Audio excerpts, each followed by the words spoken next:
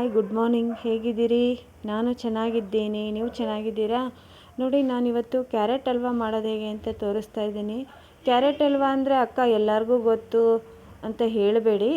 ಈ ಥರ ಒಂದು ಕ್ಯಾರೆಟ್ ಹಲ್ವಾ ನೀವು ಮಾಡಿ ನೋಡ್ರಿ ಅಂತ ನಾನು ತೋರಿಸ್ತಾ ಇದ್ದೀನಿ. ನೋಡಿರಿ, 3 ಕ್ಯಾರೆಟ್ ತೊಗೊಂಡು ಮೇಲ್ಗಡೆ ಸಿಪ್ಪೆ ತಗೊಂಡು ಸಣ್ಣಗೆ ಹೆಚ್ಕೊಂಡು ಮಿಕ್ಸಿ ಮಾಡ್ಕೋಬೇಕು. ನೀವು ಮಿಕ್ಸಿ ಮಾಡ್ಕೋಬೇಕು ನೋಡಿರಿ. ಅದನ್ನೇನು ನೀವು ಮಿಕ್ಸಿ ಮಾಡ್ಕೊಂಡಿರ್ತೀರಲ್ಲ ಅದನ್ನು ಸೋಸಿ ಅದರಿಂದ ನೀರು ಬರುತ್ತಲ್ಲ, ಕೆಳಗಡೆ ರಸ ಏನು ಬರುತ್ತಲ್ಲ ಅದನ್ನು ನಾನು ಹಲ್ವಾ ಮಾಡೋದು ತೋರಿಸ್ತೇನೆ ನೋಡಿರಿ. ಇವಾಗ ನೋಡಿರಿ, ನಾನು ಇದನ್ನು ಸೋಸ್ಕೊತಾ ಇದ್ದೀನಿ. ಸ್ವಲ್ಪ ನೀರು ಹಾಕೋಕ್ಕಂತನ ನೀವು ಮಿಕ್ಸಿ ಮಾಡ್ಕೊಳ್ರಿ. ನೆಕ್ಸ್ಟ್ ಅದಕ್ಕೆ ಕಾರ್ನ್ಫ್ಲವರ್ ಹಾಕ್ಕೊಂಡು ನೀಟಾಗಿ ಮಿಕ್ಸ್ ಮಾಡಿಕೊಡ್ರಿ. ಕಾರ್ನ್ಫ್ಲವರ್ ಅಂದ್ರೆ ಏನಂತ ತಿಳ್ಕೊಬೇಡ್ರಿ. ಗೋವಿನ ಜೋಳದ ಹಿಟ್ಟು ಇರ್ತೈತಲ್ರಿ, ಗೋವಿನ ಜೋಳ, ಆಮೇಲೆ ನಾವು ಗೋಂಜಾಳ ಅಂತ ಕರಿತೇವಲ್ಲ, ಅದ್ರ ಹಿಟ್ಟಕ್ಕೆ ಕಾರ್ನ್ಫ್ಲವರ್ ಅಂತ ಕರೀತಾರೆ ನೋಡಿರಿ. ಗೋವಿನ ಜೋಳದ ಹಿಟ್ಟು ಇದು ನೋಡಿರಿ. ಇವಾಗ ಇದನ್ನೆಲ್ಲದಕ್ಕೂ ಉಪಯೋಗಿಸಕತ್ತಾರ. ಇದಕ್ಕೆ ಒಂದು ಸ್ವಲ್ಪ ವೆನಿಲಾ ಸೈ ಹಾಕ್ಕೋಬೇಕು. ನೀವು ವೆನಿಲಾ ಹಾಕ್ಕೊಳ್ರಿ, ನಿಮ್ಗೆ ಇಷ್ಟ ಇದ್ರೆ ಹಾಕ್ಕೊಳ್ರಿ. ಮತ್ತು ಇದನ್ನ ಐತಲ್ರಿ ಇಲ್ಲಿ ನೋಡಿರಿ, ಈ ಥರ ನೀವು ಕಾಯಕ್ಕೆ ಇಟ್ಕೋಬೇಕು. ಇದನ್ನು ಕಲಿಸ್ಕೊತಾನೆ ಇರಬೇಕು. ಯಾಕಂದರೆ ನಾವು ಕಾರ್ನ್ಫ್ಲವರ್ ಹಾಕಿರ್ತಾವಲ್ಲ, ಗಂಟುಗಳಾಗೋ ಚಾನ್ಸಸ್ ಇರುತ್ತೆ. ಹಾಗಾಗಿ ನೀವು ಅದನ್ನು ಕಲಿಸ್ಕೊತಾನೆ ಇರಿ. ಇದಕ್ಕೆ 1 ಬಟ್ಲು ಸಕ್ಕರೆ ಹಾಕ್ಕೊಳ್ರಿ. ನಿಮಗೆ ಎಷ್ಟು ಬೇಕು ಸ್ವೀಟು, ನಿಮಗೆ ಜಾಸ್ತಿ ಬೇಕಂದರೆ ಜಾಸ್ತಿ ಹಾಕ್ಕೊಳ್ಳಿ. ನಾನು ಸ್ವಲ್ಪ ಹಾಕಿ ತೋರಿಸ್ತಾ ಇದ್ದೀನಿ.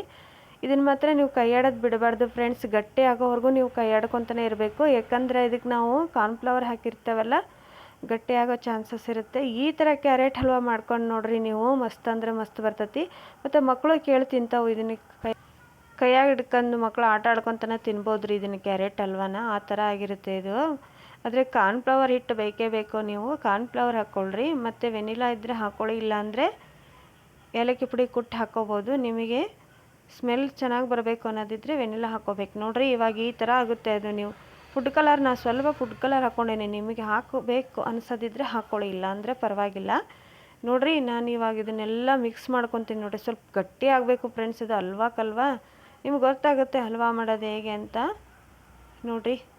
ಈ ಥರ ಹಲ್ವಾ ಮಾಡ್ಕೊಳ್ರಿ ಅಂತ ನಾನು ತೋರ್ಸಕ್ಕೆ ಬಂದೀನಿ. ನಾವು ಇವಾಗ ಕ್ಯಾರೆಟ್ ತುರಿದು ಮಾಡಿರ್ತೀವಿ, ಅದಕ್ಕೆ ಇದಕ್ಕೂ ತುಂಬಾ ವ್ಯತ್ಯಾಸ ಇದೆ. ಒಂದ್ಸಲ ಈ ಥರ ಹಲ್ವಾನ ಮಾಡಿ ನೋಡಿರಿ. ಮತ್ತು ತುಪ್ಪ ಹಾಕ್ಕೊತಾ ಇದ್ದೇನೆ ನೋಡಿರಿ. ನಾನು 1-2 ಸ್ಪೂನಷ್ಟು ತುಪ್ಪ ಬೇಕೇ ಬೇಕು ಇದಕ್ಕೆ. ತುಪ್ಪ ಹಾಕಿ ನೀಟಾಗಿ ಕೈಯಾಡಿಸ್ಕೊತಾ ಇರಿ.